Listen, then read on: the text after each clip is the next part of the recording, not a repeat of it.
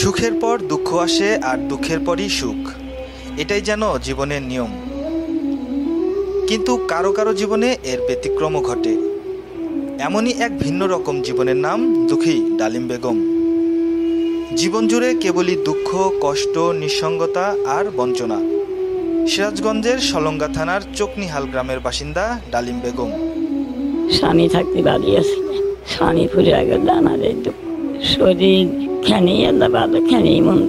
এই বড়ি টড়ি ওষুধপাতি খাই, টাকা ঠিক মতো থাকে। কি আশা থাকতো বাবা, কি হবে? আমার কোনো আশাই নেই। আমার জন জীবন বাবায় গেলে কিছু না, এই পিছনে বইয়া থাকি।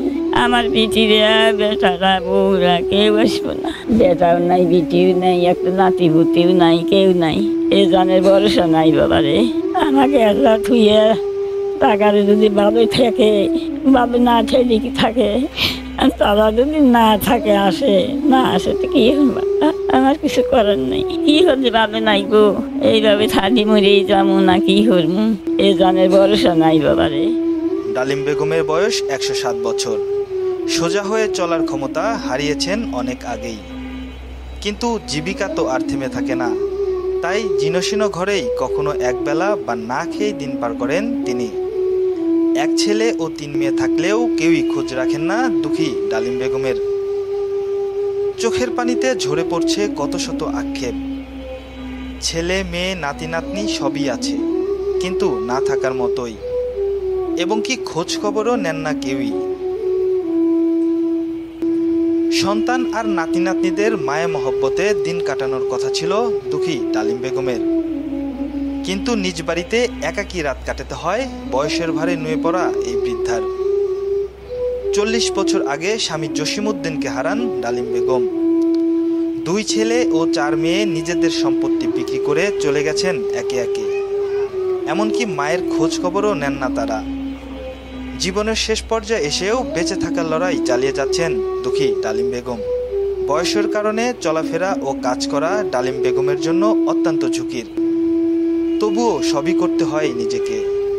রান্না করতে না পারলে থাকতে হয় না খেয়ে। জীবনযুদ্ধে তাই তিনি একা। এখন কেবলই মৃত্যুর জন্য অপেক্ষা দুঃখী ডালিম বেগমের। মুরব্বী মানুষ, বয়স 100-র উপরে গেছে।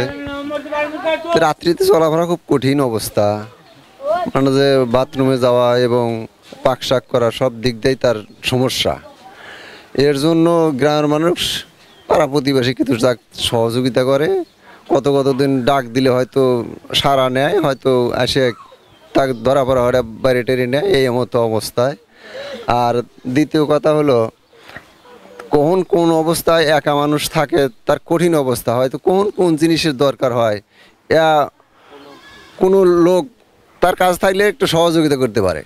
তার এইটি হলো বেশি সমস্যা। ছেলে আছে, মেয়েও আছে, বিয়ে শাদি দিয়ে দিছে, ফাঁকে আছে। ছেলে 2টা, একটা মারা গেছে, আর একটা আছে ফালা ফুলা থুয়ে গেছে। তাহলে প্রতিবাসীর কাছে যে হয়তো যা বলবো, যে হয়তো যা আপনারা একটু দৃষ্টিমত দিন, কি থুয়ে গেলাম, এমতো অবস্থায় এই খবরটাও পাড়া প্রতিবাসীর কাছে দিয়েতে যান। তার যার মতো নিয়ে চলে গেছে ঢাকা, তার একা ফালা রেখে গেছে। এই আমরা যতটুকু পারি তা সার্বিক সহযোগিতা কিছুটা করি আর কি।